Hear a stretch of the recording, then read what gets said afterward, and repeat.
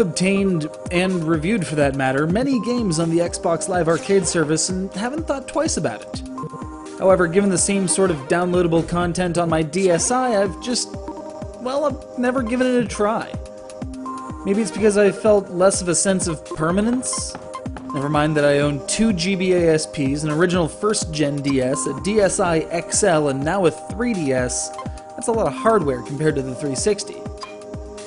But as I browsed around the DSi shop, something caught my eye. The words around it said things like RPG and brick, concepts with which I'm very familiar, but to watch the footage of this monstrosity, the only phrase that came to mind was, "What is this? I don't even..."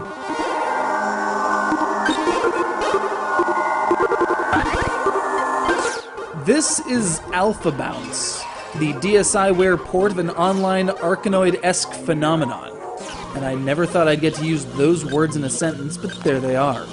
The concept is as simple as it was back in Breakout. Bounce the ball at the blocks above. But where Breakout had no real power-ups to speak of, and Arkanoid had less than a dozen, ALPHABOUNCE boasts an entire alphabet's worth of upgrades, downgrades, and side grades. E for expansion and A for attract, those will be familiar to anyone. L for laceration, tearing up any enemy craft trying to impede your progress. Cute. Q for quasar, opening up a Galaxy Man-style black hole in the middle of the field, annihilating any blocks unfortunate to be nearby. Cool, blimey. W for whiskey, making the ball wobble erratically as if it's 3 sheets to the wind. Now we're getting into the ridiculous, but entertaining.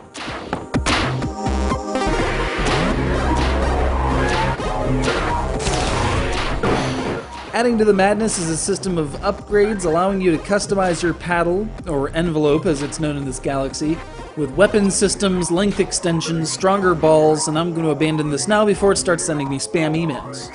You find new equipment by trekking through the cosmos, completing a level full of bricks in order to cross uncharted terrain. There's a narrative behind all of this that involves interstellar mining conglomerates and a penal colony, and apparently the CEO's daughter has been locked up just because. This guy sent his own daughter to prison with no trial or jury and is making her mine resources in deep space just because she's a little bit rebellious? Kids, when your parents are giving you flack, just remember it could be much worse.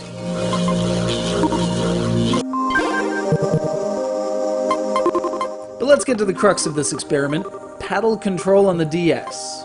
Yeah, I know, there was actually an Arkanoid DS released with a dial attachment that fit into the GBA slot, but that functionality has been depreciated, unfortunately.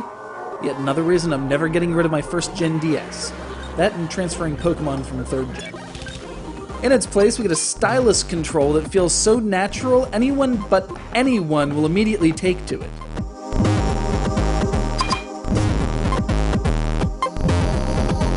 The soundtrack is a blippy little bit of techno with the occasional hint of 2AO3 instrumentation, just so it can give tribute to its roots. I can respect that. More importantly, though, it presents itself as Breakout for the new era, with a massive level of replayability, in a time when free browser games and $5 downloads are becoming more and more powerful. H is for Hat, which is off to Mad Monkey Studio for bringing Arkanoid into the 166th century. We've long had our astronaut, now we have a reason for having him.